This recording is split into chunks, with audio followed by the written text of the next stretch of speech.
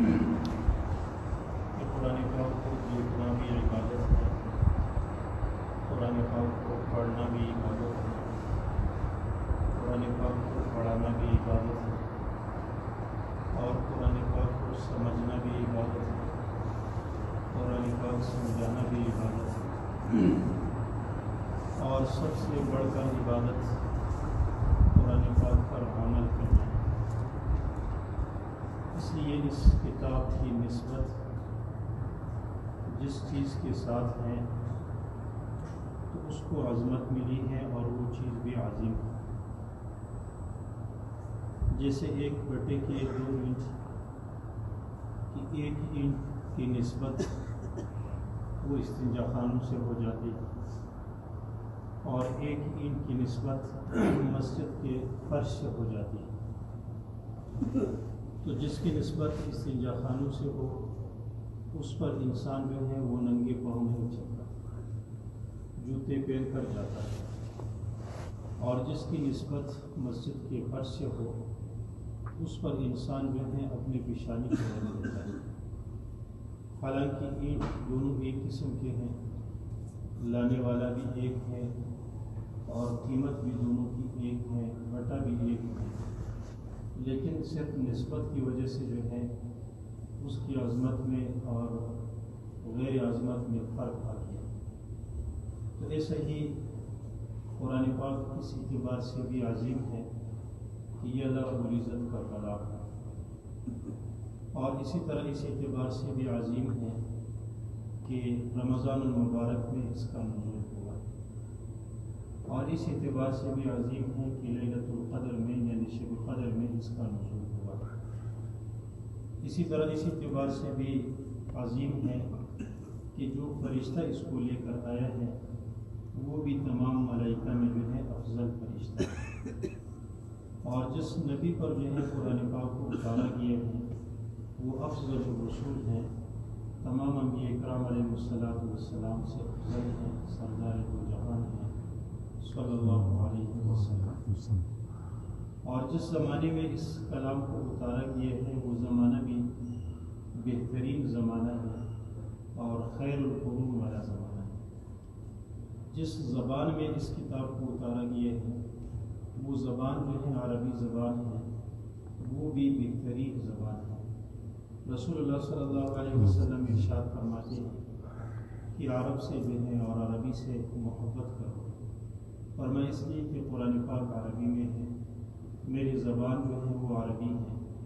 اور جنت والوں کی بولی عربی ہے۔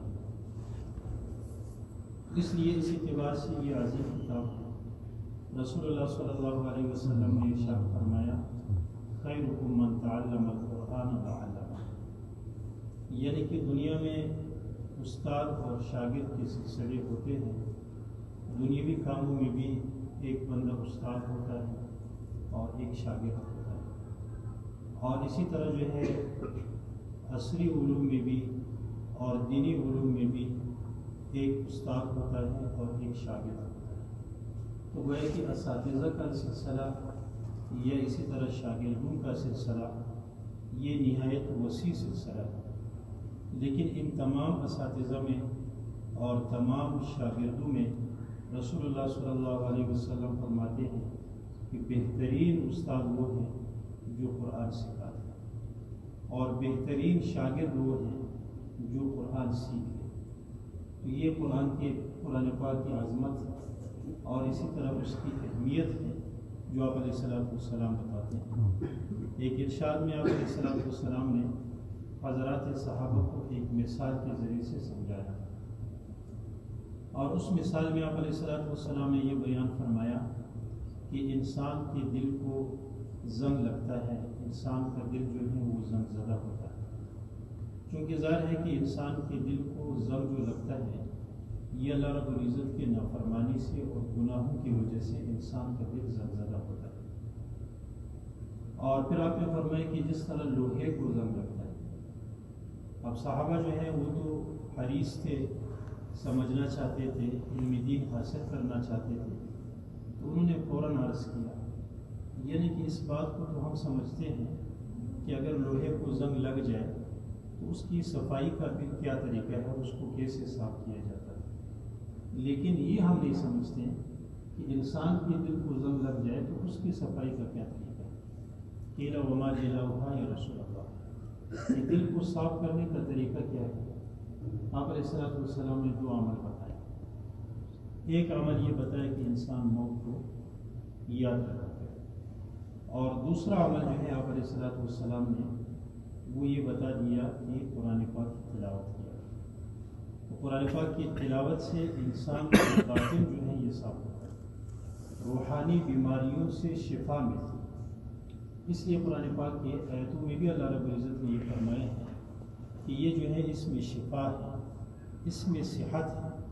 جس طرح قرآن الفاظ کے ذریعے سے دم کیا جاتا ہے، سورہ فاتحہ یا دیگر صورتوں کے ذریعے سے دم کیا جاتا ہے،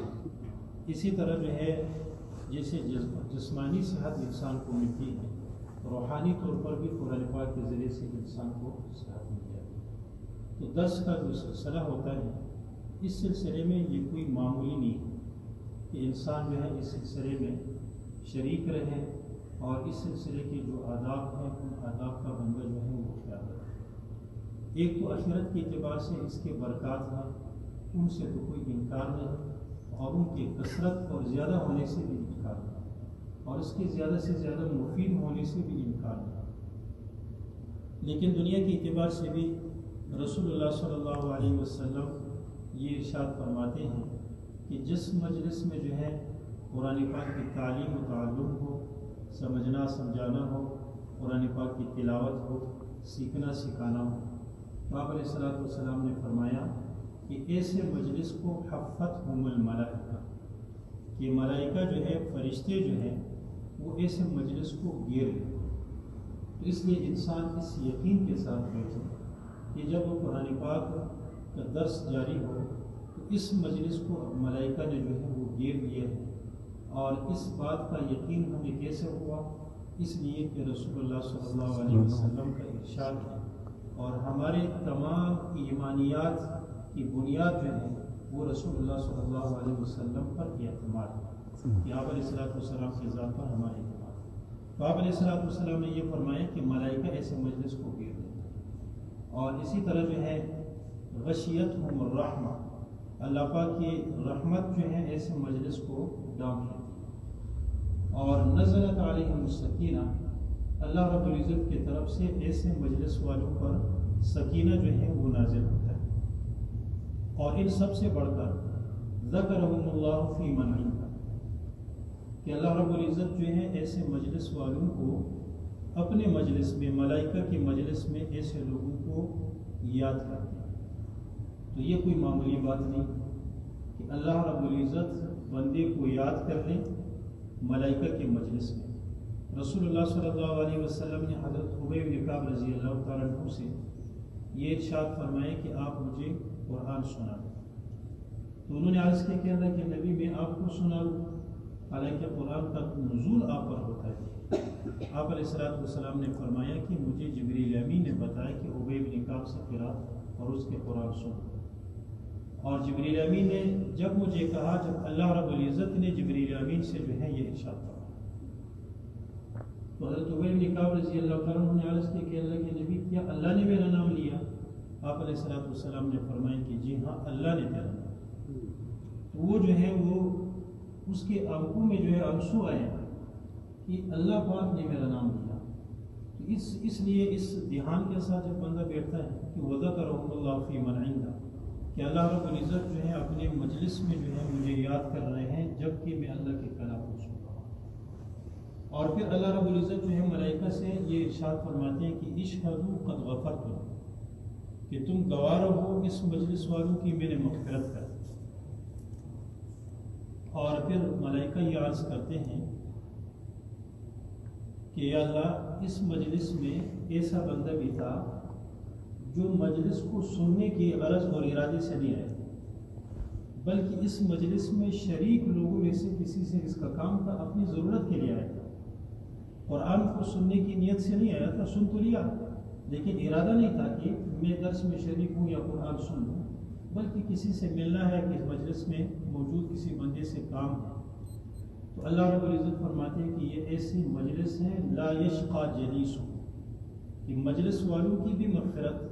اور جو ان کا ہم نشین ہے فرمائے کہ یہ بھی محروم نہیں، اس کی بھی مغفرت۔ اس لیے یہ قرآن پاک کے جہاں پر بھی جو ہے مجالس ہو، یہ بابرکت مجالس ہے کہ اللہ پاک کی رحمت کا نزول ہوتا ہے، ملائکہ جو ہے اس کو گھیر لیتے ہیں، اور اسی طرح اللہ پاک ایسے مجلس والوں کو یاد کرتے ہیں۔ تو قرآن پاک کو اللہ رب العزت کی عظیم نعمت سمجھ کر بندہ اس کو جو ہے سمجھنے کی کوشش کر لے، اور اس سمجھنے میں نیت اور ارادہ یہ ہو کہ جو اللہ کے احکام جو ہے مجھے سنائے جائیں گے میں سنوں گا، تو ان احکام پر جو ہے میں فوراً عمل کرنے کے لیے تیار ہوں۔